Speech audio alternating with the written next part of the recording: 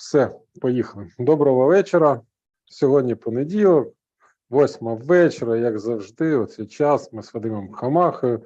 Точніше, Вадим Хамаха буде знайомити нас з подіями тижня. А я буду так тихо сидіти, а можливо, і можу задавати питання, які будуть в чаті, якщо будуть. Якщо не буде, значить не буду задавати. Доброго вечора, Вадиме. Слава Україні. Героям слава. І поїхали. Поїхали.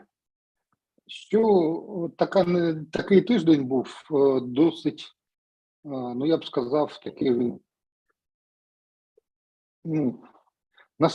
з одного боку, дуже перенасичений подіями, а з іншого подія, мабуть, те, що я бачу, всього одна подія насправді. І ця подія, вона просто має кілька сторін, кілька боків. І от ці боки, вони різні, вони мають і матимуть надалі дуже різний вплив на те, як ми будемо жити, як ми і вже незабаром, і може там за певний час все вже визначилося, ну і ще може визначитися, може погіршитися, може ще щось зробитися, але те, що відбувається, воно досить цікаво. Ми живемо в дуже складні часи для всіх. І ці часи визначають перебіг подій, які відбуваються. Вони настільки пов'язані події одна з одною, що навіть я не знаю, як їх можна відокремити одну від одної. Ну, як завжди, я спробую виділити якісь основні тези. Перша – це ситуація на фронті і так званий контрнаступ, який там нам вже анонсували вже принаймні чи не півроку. Друга подія – це, безумовно, це знищення росіянами дамби Каховської ГЕС і знищення самої ГЕС. І третя подія, безумовно, це внутрішня війна. Тобто, це всі ці три події, все інше, все другорядно. І навіть дивитися на це не можна і не треба. По типу того, як там знечоловічення з цим виблядком Арестовичем чи ще щось. Я вважаю, що це просто відволікання уваги від основних тем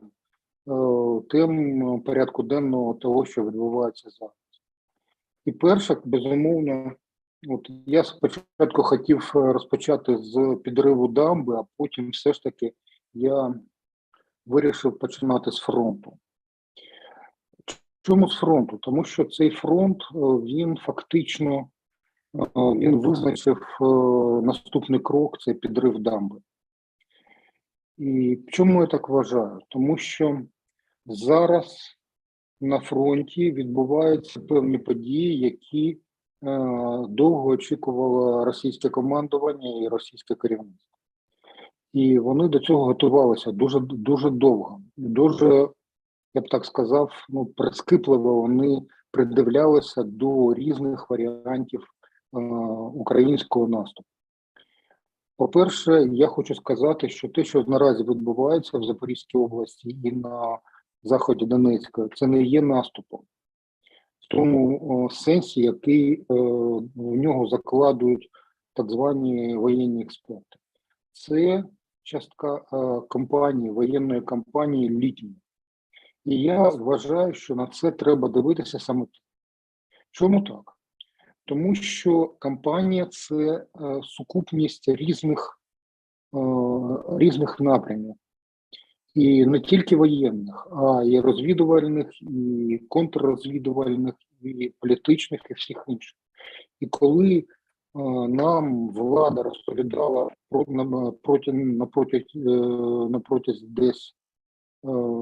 протягом 7 місяців, з грудня, нам розповідали про те, що ось буде контрнаступ, і ось зараз з'являться танки Леопард, я не знаю, Бредлі, Мардер і все таке інше, і все закрутиться.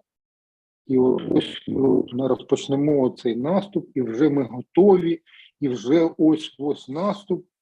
До чого це призвело? Коли ти, пиздити це не мішки, саме не мішки тягати. І саме тому ці всі обяви, вони призвели до того, що російське командування заздалегідь почало готуватися до оборони. Яким чином? В який спосіб? Вони звели дуже великі фортифікаційні споруди. Причому вони звели їх у вигляді укріплених районів. Що це таке? Ну, це фактично, наприклад, взяти, наприклад, Токмак, чи, наприклад, Мелітополь. Він оточений з усіх боків кількома лініями оборони. А між містами і між такими окремими поодинокими районами відстань дороги, вони пристріляні артилерією. І тобто вони готувалися до того, що якщо буде прорив українських танкових колон або чогось ще, то вони зможуть малими силами утримати цей наступ. І до цього вони готувалися. Повірте мені, вони готувалися досить нормально. Тобто вони, якщо ви подивитесь наразі в інтернеті безліч спутникових мап, ви можете подивитися на ці зведені споруди. Вони йдуть від Каховського водосховища аж до, я би сказав, до кордону з Росією, наприклад. Є такі. Є такі, які оточують, наприклад, Донецьк кількома колами, Макіївку, Горлівку і так далі, Луганськ. Про зуби дракона вже, мабуть, знають всі. І вони це просто елемент якихось фортифікаційних споруд. І оці споруди будувалися всюди, включно з узбережжям Криму. І не тільки Криму, а й Херсонщини. І оця підготовка, вона тривала, поки наше військове і політичне керівництво, я маю на увазі військове керівництво, я маю на увазі міністра Резінкіна з яйцями по 17 гривень кожне, вони готувалися до цього, і готувалися вони ефективно. Вони залучили до будування фортифікаційних споруд, вони залучили гастарбайтерів, зокрема, вони залучили купу людей. Вони привезли безліч техніки, і вони їх будували нормально. Тобто, якщо там окоп, то він зведений з деревом, обшитий з усіх боків, зверху там прикритий якимось там, я не знаю, накатом, і плюс бетонні плити, і зверху перископи. Для того, щоб це побудувати район. Плюс в цих окопах зведені міри для важкої техніки, для танків, для САУ і так далі. Тобто, щоб ви розуміли, що атака в лоб м'ясом, як це робили російські війська у Бахмуті, наприклад, це гарантовані дуже великі втрати українських військ. Тим більше, що в авіації України, якщо порівнювати з Росією, її немає взагалі. Тобто, реально так, тому що винищувачі третього покоління проти винищувачів універсальних, покоління 4+, це дурня, насправді. Наші хлопці вимушені літати там над деревами, щоб їх не збили, щоб їх не засікли. На такому ціні їх можна збити будь-яким ПЗРК. Тобто така от ситуація. І коли танкові колони прямують вперед, вони, не маючи підтримки з повітря, вони можуть бути дуже швидко розстріляні. Що відбулося на початку цього тижня в районі Времівки? Наше командування про це мовчить, але весь Донет затиканий оцим відосиками того, як знищують леопарди і маркери. І Бредлі. І це насправді було так. Ну, що ми розуміли, що люди просто пішли, їм сказали, що це наступ, і вони пішли, вони були впевнені, що все буде нормально. І тут прилетіли якісь ударні вертольоти.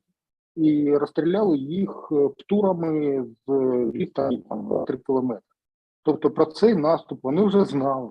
Хтось їм про це повідомив. І коли почали просуватися, їх просто розстріляли. Це те, про що я говорив вже давно, про те, що без авіації робити нема чого. Але ж так званий наступ триває, і вже прорвана перша лінія оборони, ну тобто не перша лінія, я можу сказати, що це передова. Кілька сел звільнено поблизу Великої Новосілки. Але у мене є серйозні сумніви щодо того, що це є справжній наступ. Я не буду пояснювати, чому у мене таке враження, але у мене таке враження склалося. І напрямок головного удару буде не там.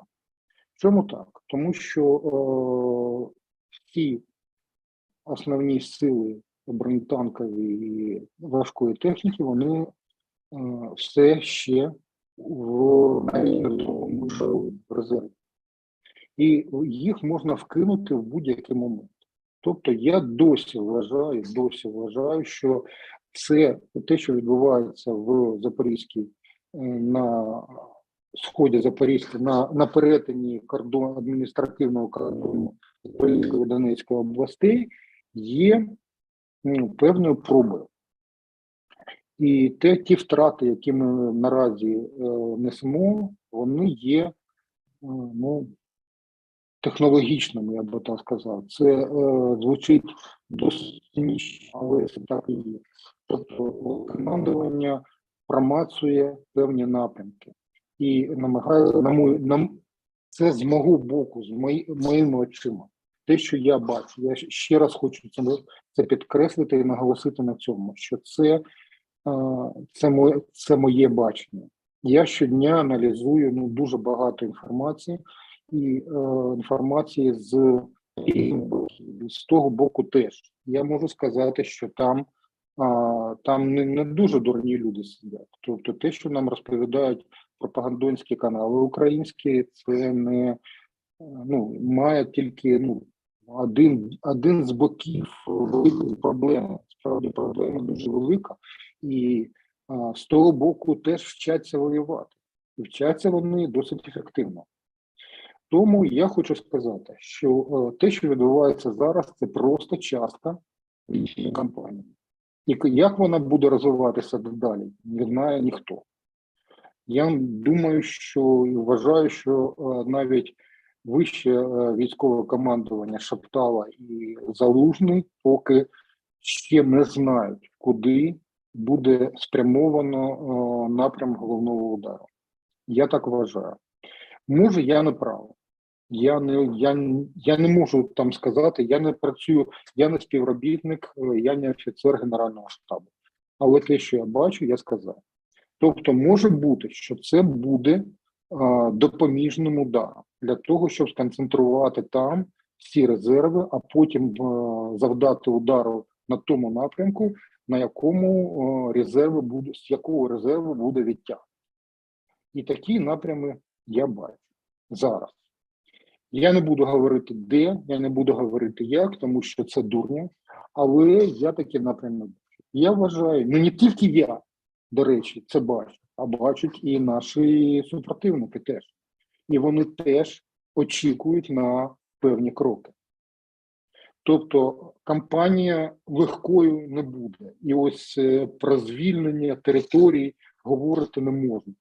Я вважаю, що метою наступу має бути не звільнення території, а завдання російській армії таких втрат, щоб вона перестала бути боєздатною.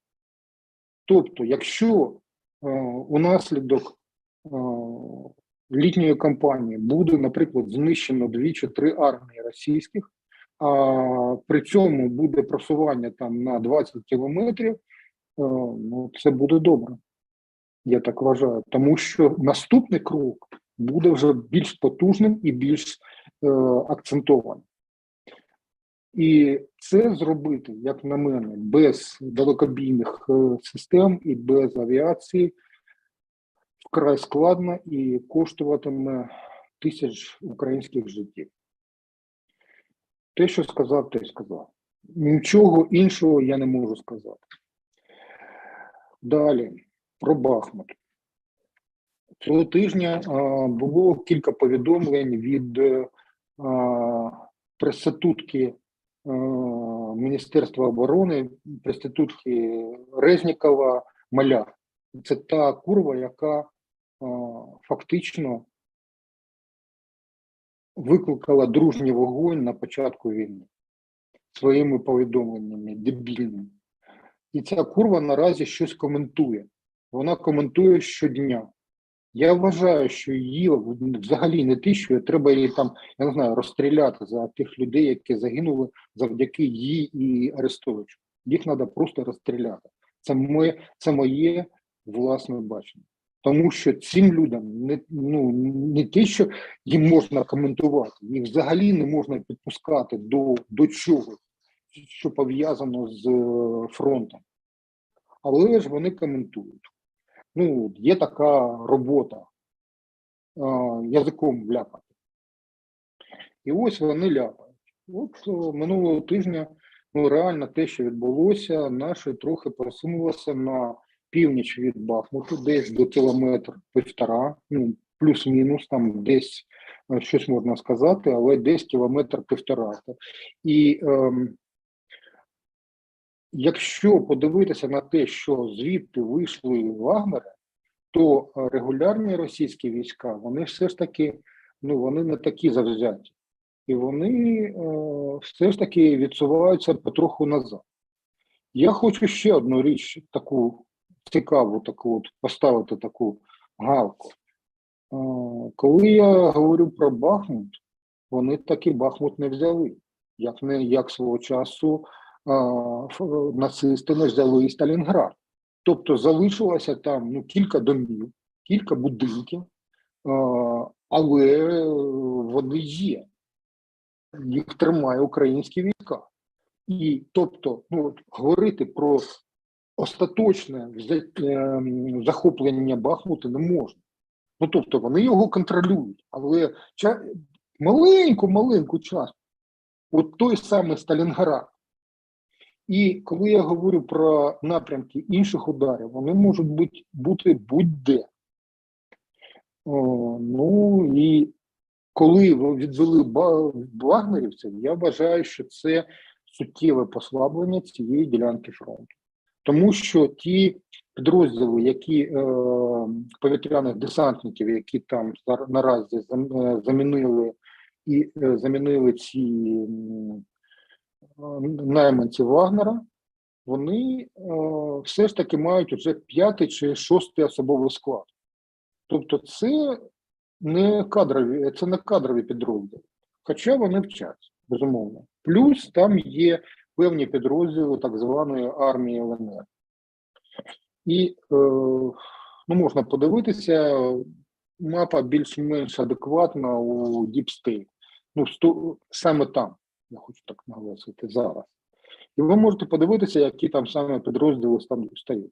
І те, що ми там трохи відсунули їх взад, це свідчить про те, що там не все там добре. І вони виснажені реально не менше, ніж наші підрозділи. Тобто, така от ситуація на фронті. Ну, що ще? Я не розумію, чому вони, от як лемінги, пруть на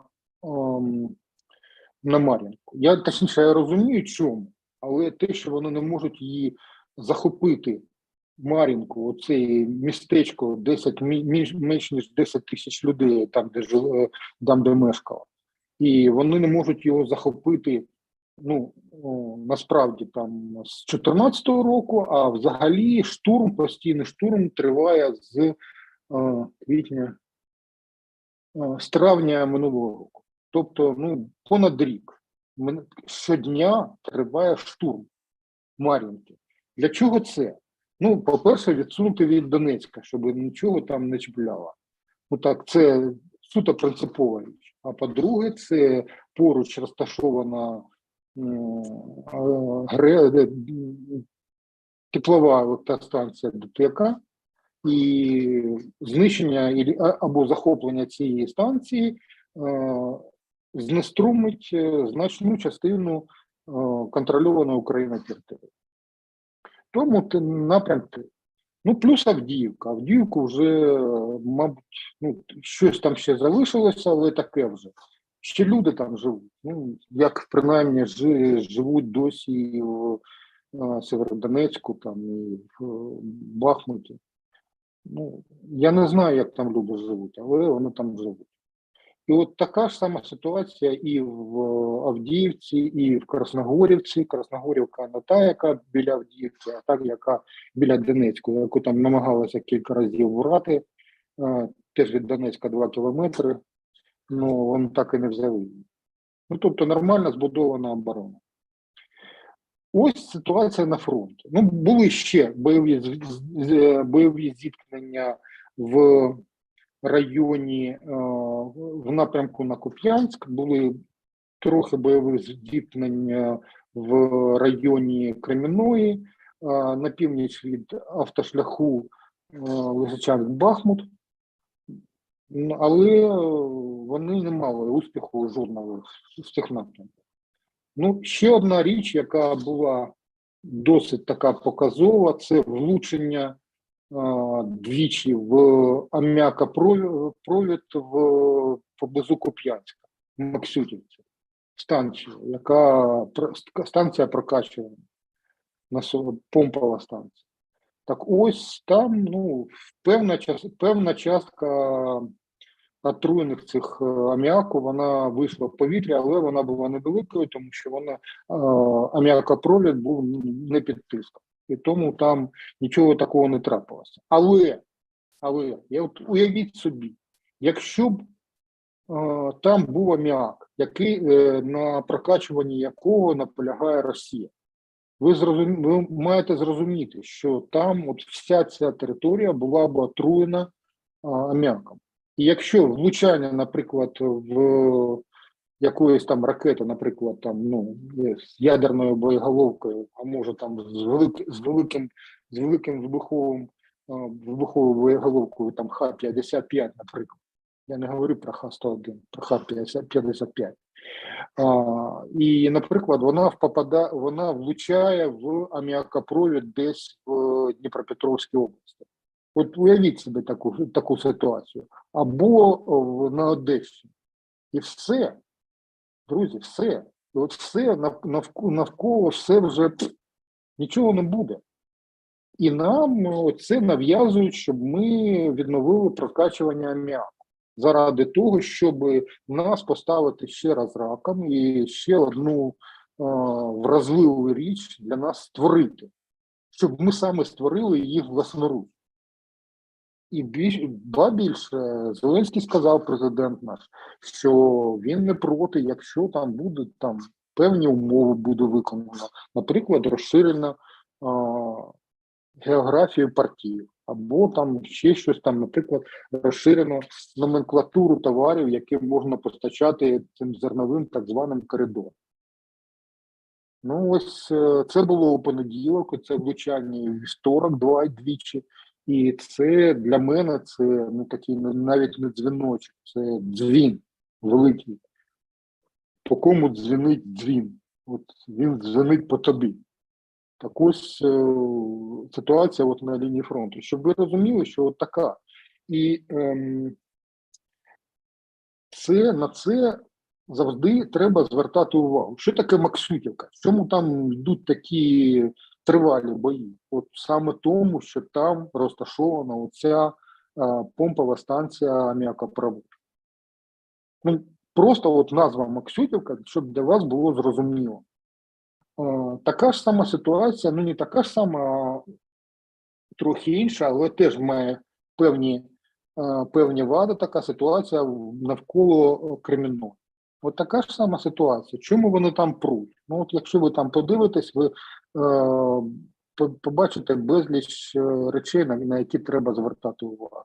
Зараз не буду про це говорити, тому що про це можна говорити безкінечно. Але на жодному із напрямків їм не вдалося просунутися навіть там на 100 на 200 метрів. Ну, росіянам нічого не вдалося, тобто їхня так звана кампанія завершилася. Осіння, зимня, весіння кампанія, її було вже завершено, її було завершено майже повним захопленням Бахмута. І все. От на цьому вони її закінчили. Тепер, що трапилося повертаючись до другої головної події тижня, це руйнування дамби Каховської ГЕС. Я вважаю, що це був козир. І це було попередження того, що буде, якщо українські війська спробують перетнути Дніпро і розпочати наступ на Крим. Це було попередження. І вони вважали, що кількість загиблих внаслідок цієї техногенної катастрофи штучно створеної буде вимірюватися десятками тисяч людей. Я так вважаю. Вони до цього готувалися. І вони вважали, що українські війська вже на поготові, їх вже виведено до лінії старту, так я би так сказав. І оце руйнування плотини, дамби цієї, греблі, воно спричинить масову загибель українських вояків і техніки. Ну, я дуже уважно чув і переслухав кілька цих перехоплених розмов. І що мене так втирило, досить сильно, те, що дамбу було заміновано ще у квітні, чи може у березні 2022 року. Але потім, коли війська російські вийшли з Херсонщини і з Дніпропетровщини, з правого берегу, вони її домінували. І не тільки дамбу, але ще й приміщення машзалу Каховської ГЕС, і плюс вже такі опори, які були зведені для того, щоб витримати за радянських часів, щоб витримати удар ядерної бомби. Ну, їх так будували. Тобто розповіді про те, що вибух,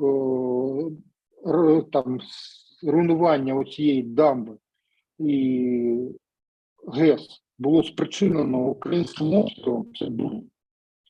Я думаю, що це буде раніше чи пізніше з'ясовано, але оця дурня, вона розповсюджується кількома засобами масової дебілізації західними. Для чого це, чому це відбувається? Я хочу знову наголосити, я вже неодноразово про це говорив, і я хочу наголосити, що війни, формальної війни України з Росією немає. Тобто реакція так званих світових лідерів, міжнародних гуманітарних організацій, того ж самого ООН, вона завжди робиться з огляду на те, що в Україні триває спеціальна військова операція російська. Ну, тому що немає оголошеної війни. Так, є воєнні злочини, є те інше. Фактично є війна, але формально її немає. І тобто, вони не можуть оцінити. У них немає якихось там можливостей для того, щоб з'ясувати на 100%, що це зробила саме Росія. І вони обережно до цього ставляться. Я їх розумію. Тут можна бути там на своєму, на власному боці, але тут до цього треба ставитися так. У них є така тепер, вони на сам кінець вони сформулювали певну таку тезу, яку розповсюдила прес-секретарка Європейської комісії. Вона сказала, що на запитання китайського кореспондента вона сказала, що руйнування дамби було спричинено російською агресією. Ну, тобто, не росіянами, не російською армією, а російською агресією. Тому що було первинна подія, а потім вже ця подія вже якимось чином вплинула на те, що відбулося. І хто це зробив, вони так, вона не сказала. І ніхто не сказав, до речі.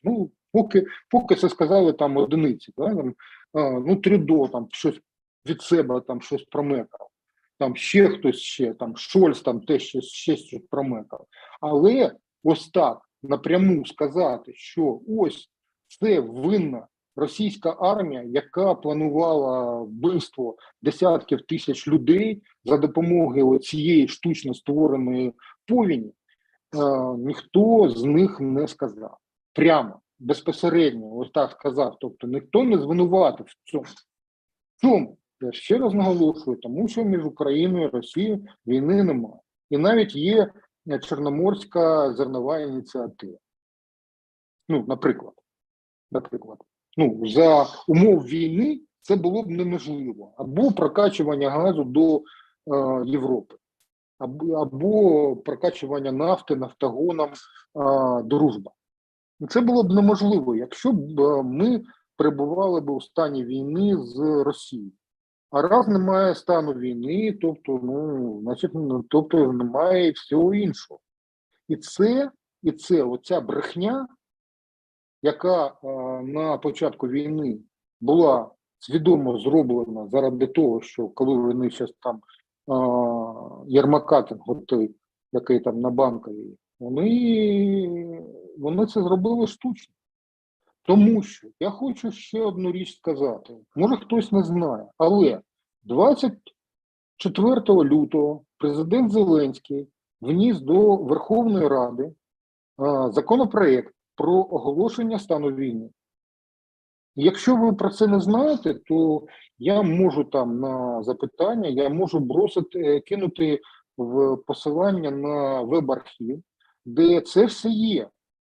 Так ось, наприкінці квітня, тобто і вони там розглядали в комітет, а наприкінці квітня цей законопроект взагалі кудись хутко зник. Його просто тупо немає. Тобто, президент Зеленський за Конституцією, він виконав свої конституційні обов'язки. І перший обов'язок – це оголошення стану війни. За законом про оборону. І він це зробив. А чому це не зробив? А чому далі це не всунулося? І він вніс це як невідкладне, одномоментно з вторгненням майже. Тобто в перший же день. Чому цей закон не було прийнято? Ось це запитання. Це запитання чи не одне з головних цієї війни. І саме це викликало оці речі, які зараз відбуваються на Запоріжжі і на Херсонщині, і в Дніпропетровській області. Які наслідки все ж таки трапилися? Я буду доволі цинічно. Я хочу сказати, що те, що планувалося їм зробити, росіянам зробити не вдалося. Просто не вдалося, тому що кількість загиблих наразі, те, що офіційно оголошено, це 10 людей, які загинули, і десь до 40 це які зникли безвісти. Плюс якась певна кількість на окупованій території людей, які не встигли евакуюватися в Олешках і в навколишніх селах. Скільки це людей? Може це буде кілька сотень. Але це на десятки тисяч, на які розраховувала російське керівництво. Ще одна річ. Я вважаю, що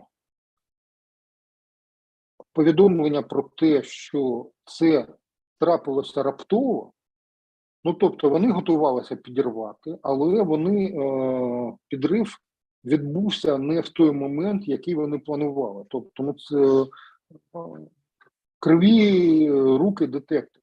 Вони якісь там сапери. Ну, ви ж розумієте, що таке Росія. Ну, з гівна і дрючки вони можуть зробити геть усе. І такими ж самими руками вони ще й жеруть в себе. І вони оце зробили. Тобто вибух міг статися раніше за кілька днів від того, що планувалося. Ну, про це принаймні свідчать, ну, я слухав 3 розмови, які було записано з СБУ. Я схиляюся до цієї версії. Чому так? Тому що росіяни не встигли відвести від лівого берегу, від самого берегу, вони не встигли відвести і перекинути звідти боєприпаси, важку техніку і військовослужбовців. Тобто якась певна частка їх загинула, вони втратили техніку і дуже багато боєприпасів полетіло вниз течією Дніпра. І вони вибухали і в Голій пристані, і нижче там Львова, село таке є Львове. І ну, були вибухи. Тобто вони досі пливуть, оці снаряди і міни, вони досі пливуть Дніпром і в Дніпробузький лиман і далі до Одеси. Я думаю, що до Одеси там вже багато чого допливло, і всі бачили, що. Тобто, оце, чи було це спрямованою акцією? Так, було, але воно могло трапитися не тоді, коли вони розраховували. І тоді багато речей стає більш-менш зрозуміло. Що мене дуже так вставило, те, на що я дивився. Ну, по-перше, попри те, що мінування відбулося ще в квітні минулого чи в березні минулого року, влада не підготувалася до наслідків. Протягом понад півроку вона не підготувалася до наслідків затоплення нижньої течії Дніпра, гирла Дніпра. Не підготувалася. І коли це сталося, хто розпочав всі речі? Волонтери. Не влада, яка мала вже сконцентрувати воду, там, я не знаю, підготувати якісь там плавзасоби, там, ще щось. Ну, все це мало бути вже заскладовано і десь десь підготовлено до того, щоб рятувати людей. Про водогони, які мали руйнування дамби, можна було прорахувати. І це рахувалося ще за часів Радянського Союзу. Зменшення рівня води в Каховському водосховищі. І це можна було передбачити. І зрозуміти, яким чином організувати водопостачання на правий берег Дніпропетровщини. І це можна було зробити заздалегідь. Але цього не було зроблено. І зараз волонтери знову закривають оці всі дірки, які там кинула влада на призволяще. Це ті волонтери, проти яких влада бореться завзятіше, ніж за Росію. Ну, наприклад, цей закон про обкладення податком добровільних внесків громадян на воєнні речі. Ну і на рятування людей. Ну, отримує людина на картку. Вона допомагає. І ти ще з нього, сука, дереш гроші. Я не розумію, може так марафони діють на людей, але для мене зараз те, що робить Гетманцевий, всі ці міністри фінансів, це саботаж на користь хуйла. Я називаю це саме так. І що б там вони не говорили, що б там вони нам не розповідали про те, що треба наповнювати бюджет, бюджет наповнювати коштом волонтерів, справжніх волонтерів, які від щирого серця, з щирим серцем допомагають людям і нашим воякам на передовій, це не просто дурня, це робота на ворога. Так само, як і розповіді про весільні дрони, наприклад, чи ще щось, да? Чи яйця за 17 гривень. До речі, я хочу цю тему зараз просто. Минулого тижня було такое, бомбове, я вважаю, інтерв'ю. Якщо ви знайдете час, я раджу вам послухати. Я дуже рідко щось слухаю, я читаю, принаймні, все. Але я почитав і послухав інтерв'ю керівниці Держаудитслужби про проведення перевірки Міністерства оборони. Так ось, перевірку було зроблено. Знайдено кілька тисяч сторінок, не якихось там недоліків, а прямого розкрадання коштів з різними схемами. Це тільки те, що вони знайшли, а насправді набагато гірше все. Так ось, це все було засекречено. І не відкрито кримінальних проваджень проти міністра Резнікова, тому що він на чолі оцієї піраміди. В чому? Запитання. В чому? І ще раз ми говоримо про те, що я хочу повернутися до того, що Каховську дамбу, Каховську ГЕС російські війська захопили за 4 години після того, як вони перетнули Чонгар. За 4 години. Вони таким тишком-нишком спокійно дійшли, їх ніхто не зупиняв. Нічого не було заміновано, не було жодної лінії оборони. І зараз запитання. І це запитання поставили, до речі, на прес-конференції Зеленському. А хто в цьому винний? Я вам раджу почитати. У мене це є, але я раджу вам на власні очі це подивитися, його від. Що я по типу знаю, але, ми ж дорослі люди. Ми розуміємо. Ми все розуміємо. Ми все розуміємо. І це не проїбало. Це цілеспрямована робота на ворога. І жодна людина досі, я не можу сказати, генерал СБУ якийсь, да? До речі, де Баканов? Де Баканов? Це та людина, яка торгувала посадами в СБУ. Зокрема, посадами керівників управління СБУ і на Херсонщині, і на Ніколаївщині, і на Запоріжжі, і вона всюди торгувала цими посадами. До речі, де Баканов? Що з ним? Чому проти нього не відкрито кримінальне провадження? Це не останнє запитання, яке я хочу поставити.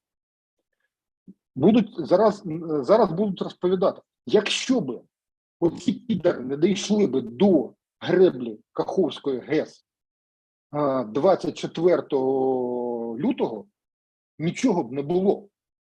Ви розумієте? Нічого б не було б. Бахмут стояв понад півроку. Маленьке місто. А там маленькі, тонесенькі перешийки. Тому я хочу сказати, що це була державна зрада. І досі жодна тварюка владна не відповіла на запитання. Насамперед Зеленський, якому це запитання поставили в лоб. Хто? І чому досі в цьому напрямку нічого не робить? Що він там промекав? Що ДБР і СБУ розбираються. Ну так, те саме СБУ, яку очолював Бананов. Де Бананов? Хто такий Малюк? Запитань дуже багато. І чим зараз займаються, обіймаються оці самі лівоохоронці на контрольованій території? Вони знову кошмарять бізнес. Вони повернулися до звичної роботи. Кошмарити бізнес і знімати з комерсів гроші. Війни немає. Ну, я ще раз хочу наголосити, війни немає. Війну не оголошено.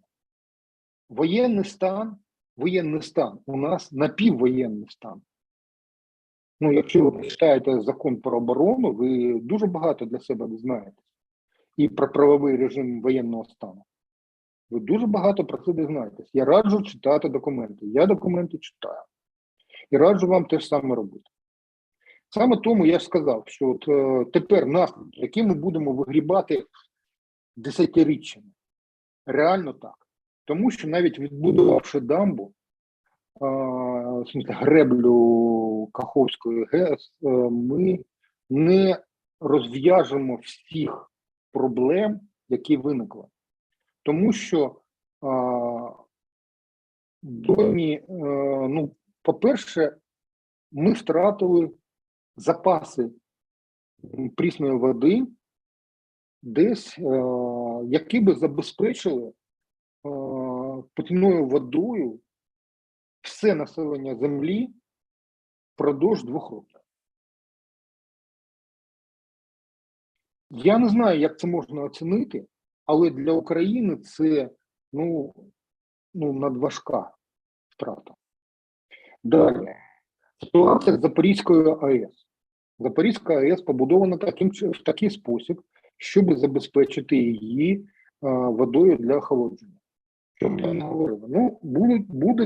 Там є 2 градильні, і якщо там нічого з нею не трапиться, з цієї Запорізької АЕС, то 2 енергоблоки можуть там якимось чином працювати. Але, є певне але. Наступний козир – це саме Запорізька АЕС. Тобто, руйнування греблі Каховської ГЕС – це на півкроку за руйнування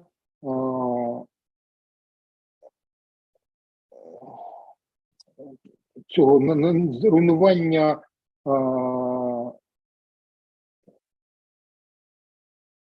не самої АЕС, ні. Для того, щоб її вивести з ладу, є 3 способи. Перший спосіб – вони вже зробили. Другий спосіб – це руйнування машинних залів.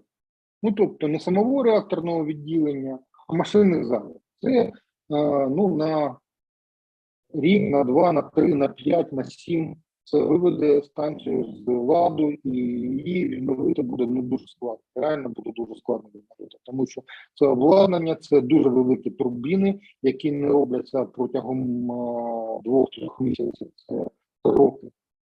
І це друга.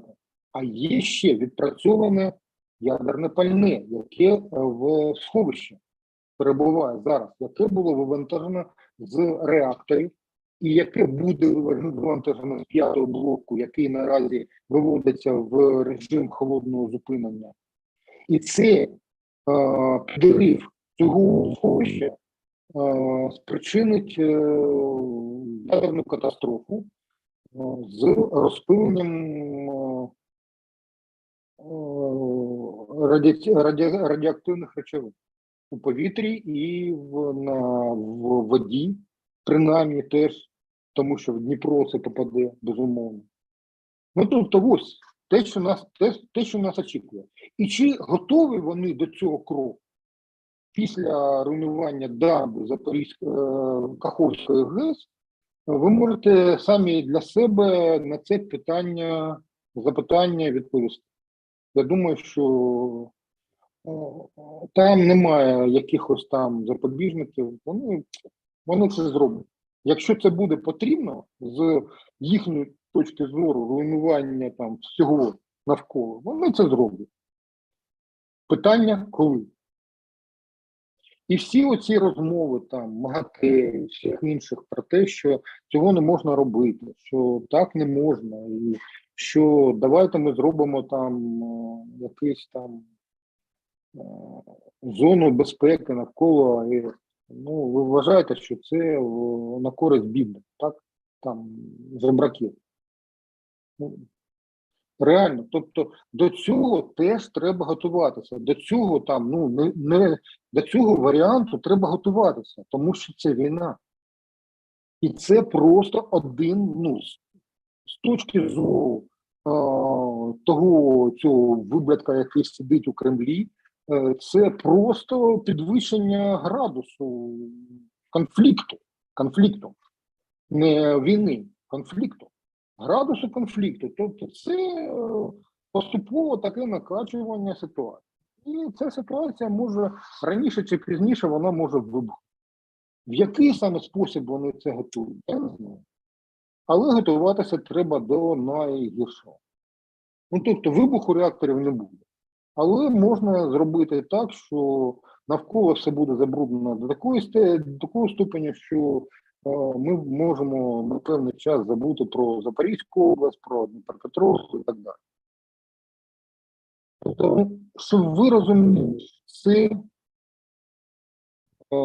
наслідок того, що відбулося 24 лютого 2022 року. І хто в цьому винний? Запитання це для мене головне. І перемога від відповіді на це запитання залежить напряму. Безпосередньо. Добре. Далі про збитки. Про воду. Те, що води не вистачить, було зрозуміло з самого початку. Ну, тобто, коли будувалися системи водопостачання, наприклад, Кривого Рогу, вона будувалася з огляду на те, що буде постачання води з Каховського водосховища. Тому що води, власної води в Інгульці не вистачає.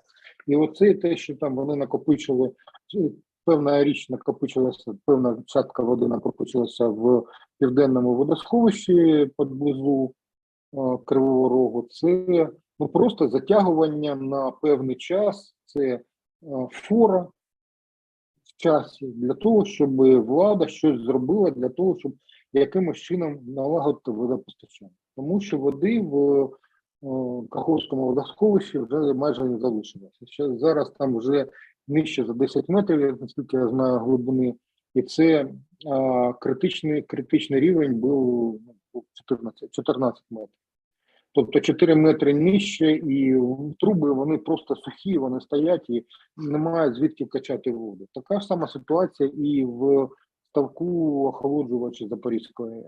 Тобто він вище за рівень води. Ще одна проблема, яка нас очікує, це проблема Криму без води.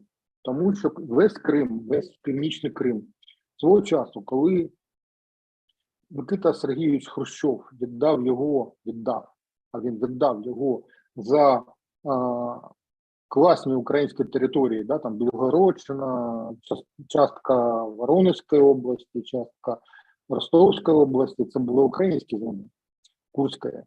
Він віддав на заміну, він віддав це Росії, Російській Федерації, РСФСР, а на заміну віддав Крим, який було майже кинуто, який в 50-х роках минулого сторіччя він потерпав від посух, диких посух, тому що не було води. І Україна власним коштом, саме Українська СРСР, вона власним коштом збудувала оцей канал Північно-Кримський з Каховського водосховища до Криму.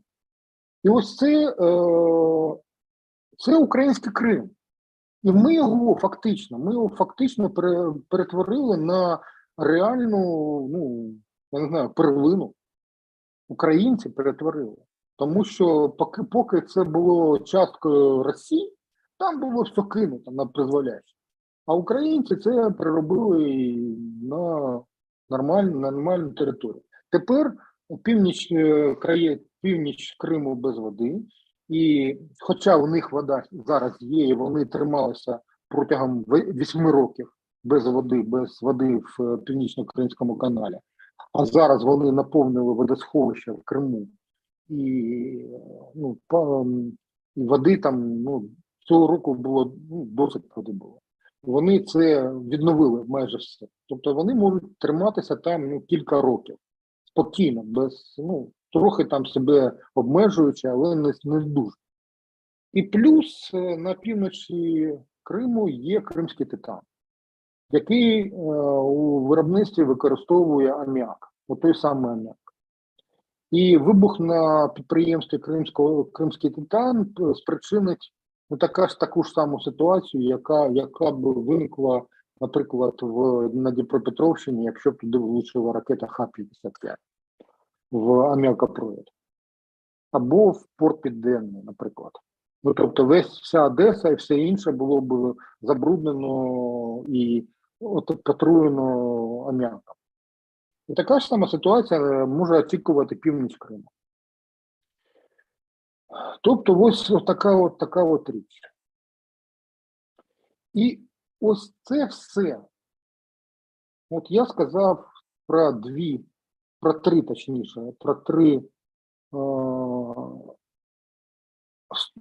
три боки цієї проблеми. І от весь всю годину я говорив саме про це. І все це три боки однієї проблеми з єдиною назвою війна. Війна як внутрішня, так і зовнішня. Якої немає. Війни, якої немає. Тому що в лютому і в березні Верховна Рада, а Верховна Рада, ви знаєте, хто там сидить і які вказівки вона виконує. Ну, тобто, ті, хто не запобіг захопленню наших територій, вони зробили так, щоб закласти ще одну міну якогось там повільного вибуху. Я не знаю, коли це вибухне, а воно вибухне обов'язково, тому що коли буде суд над Росією, це питання буде поставлено однозначно. Це питання буде поставлено. І якщо на нього не буде відповіді всередині України, то розраховувати на те, що буде засуджено Путіна і компанію, не варто. Ну, якби все, от такий тиждень був. Да. Так, ну, про те, що Кримський титан замінований, вже є інформація, що вони замінували Кримський титан. Це було відомо ще у грудні минулого року. Після того, як ми звільнили Херсонщину, вони почали будувати лінії фортифікаційні споруди у всьому Криму і замінували Кримський титан. Саме тоді. А зараз вони до цього готувалися. У них було півроку. І вони ці півроку не викинули, як свого часу, коли попереджали Зеленською кампанію Сполучені Штати і Джонсон. Вони використали цей час. Вони його використали. Ну, все схоже на те, як і перша версія, вона зазвичай найбільш правдоподібна, тому що Оманські домовленості Зеленського була здати південь України, здати Херсонщину і в першу чергу здати Маріуполь разом з Азовом. Ну, але ж Путін пішов на Київ і тим самим зламав ці плани, і тут вже пішло все не по плану. А так би не пішов на Київ, то вони би радісно все б злили. Вони б спокійно взяли весь південь. Тим більше, що було розміновано. Да, і там же все було розміновано, все підготовлено. Люди з Херсону кажуть, що 23 лютого в Херсоні не було вже жодного Поліцейського СБУ. жодного, СБУ і поліцейських теж не було. Жодного. Там стояли пацани з курсанти зі школи міліції. Тобто по Херсону 23-го там були тільки пацани зі школи міліції. Все. Там не було нікого. Так що все. Я думаю, що Путін захотів взяти головний приз. Україну схоже. цілком, а не частково. Ну, схоже на те, що були домовленості, але він ці домовленості вирішив, що він може всіх переграє, як завжди. І домовленості не було, щоб обстрілювати всю Я хочу Україну сказати, що ракетами. багато з того, що він планував, все ж таки зроблено. Багато, так. Да. Ну, і все, можемо чесно казати, що агентурна сітка, мережа в Україні, вона ж як працювала, так і працює на самому вищому рівні.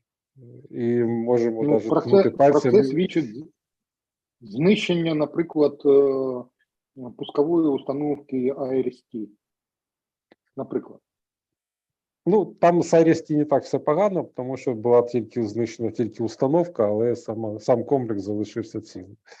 Так що там це теж дуже неприємно, насправді. Ну, це війна. Ну, коли безумно їздить по фронту і в режимі онлайн передає інформацію, ну, про що ми можемо казати? Ну так, або міністр оборони там, да, або міністр оборони на аеродромі. Розповідає Тому... про те. І тут тільки завдяки українському народу, київському війську і безмірній мужності кожного, хто воює, собственно, ми тримаємось і одержимо перемогу. Ну. Але ж скільки це буде нам коштувати, скільки життів ще? Це вже коштувало. Ну, ми навіть не знаємо, скільки людей загинуло наразі в Маріуполі і Волновасі. Ми не знаємо, просто про це не знаємо. Може йтися про десятки тисяч людей, які загинули. По Маріуполю тільки запити про пошук за пропавших безвісті, там більше 68 тисяч тільки запитів. Про тих, хто... Я про що я говорю. Тобто це ціна за... А ми ще не маємо вибуху на Запорізькій АЕС. Ну, Запорізької АЕС, ми можемо сподіватися тільки на те, що все буде не так, як вони планують, і може криві руки їх щось вони ними там зроблять, але я вважаю, що треба готуватися до найгіршого, а розраховувати на краще. А сподіватися на краще. А там як буде, да. Ну що ж, на цьому будемо сьогодні закінчувати. Такий важкий у нас сьогодні ефір получився. Ну, дуже важкий. Для мене чисто суто фізично це. От у мене був такий важкий тиждень. У мене було реально, у мене тиск там бахнув так, що у мене було дуже погано. Але щодня виходять дайджести, і я слідкую за всім, що відбувається. Якщо все ж таки, от я хотів в кінці вже сказати, як це все відбувається. Є методологія, як я аналізую інформацію, є методологія. Я є одним з розробників методології гейткіпінгу. Як це відбувається? Я винайшов таку річ, що будь-яка правда – це припустима брехня. Тобто те, що ви сприймаєте як правду, це не є правдою, це є брехня, ну, плюс-мінус, яку ви сприймаєте і яка для вас є допустимою, є припустимою. Якщо ви з цього боку подивитеся на те, що відбувається, то марафон для вас автоматично, я підкреслюю, стає брехнею. брехнею неприпустимою. І ви її маєте просто ігнорувати, як той, чого не існує. Тому що це відверта пропаганда, яка не відповідає дійсності взагалі. Тобто це неприпустима брехня. А ось, наприклад, якщо вам сказали, що, наприклад, в Запорізькій області відбулося там 30 обстрілів, а було 29. Це брехня чи ні? Ну, принаймні, це брехня. Але, ну, плюс-мінус скільки-то. І для вас це брехня допустима. Ну, тобто це, ну, плюс-мінус, воно відповідає дійсності. Скільки буде, наприклад, 5 плюс 5? 10. А якщо 5 і 1 плюс 5 і 3? Ну, приблизно 10. Приблизно 10. І оце приблизно 10 – це є брехня. Не є брехнею. Але вам, наприклад, в новинах говорять, там, наприклад, 10 тонн там чогось там десь вибухнуло. Ну, 10 тонн, прямо 10 тонн на надпис. Тому, коли ви аналізуєте якусь інформацію, завжди для себе ставте запобіжник, який має назву «припустима брехня». І якщо ви от себе правильно запобіжник цей виставите, ви не будете помилятися. Принаймні, це буде набагато менше у вас будуть помилки, ніж ті, які ви могли би скоїти ці помилки власноруч. І оце припустима брехня. Спробуйте це. Ну, колись я проводив там якісь семінари і навчав людей, які з мною працювали. І оцей принцип припустимої брехні, він дає змогу відсікти оцю всю піну. Просто відсікти її немає. І тоді ти бачиш уже певні речі, вони такі вже рельєфні. І от коли я сьогодні говорив про всі ті події, які відбуваються на фронті, що я сказав, з 3 боків фронт, оце все, якщо відкинути оцей все знелюдненість там і все інше, там інші інформаційні вкиди, які там були протягом цього тижня, то ви зрозумієте, що це відбувається саме так. От така аналітика. Ну, мабуть, все. Ну що ж, тоді все. Сьогодні точно закінчуємо. Дякуємо, Вадиме, що так змістовно розповіли про все, що відбувається. Дякуємо всім, хто нас дивився, і хто ще не підписався, підписуйтесь, пишіть свої коментарі, ставте лайки, дизлайки, і до зустрічі наступного тижня. З Вадимом, сподіваюся, що наступного понеділка ми знову зустрінемось, і він нам ще розкаже, що відбудеться вже цього тижня. До побачення.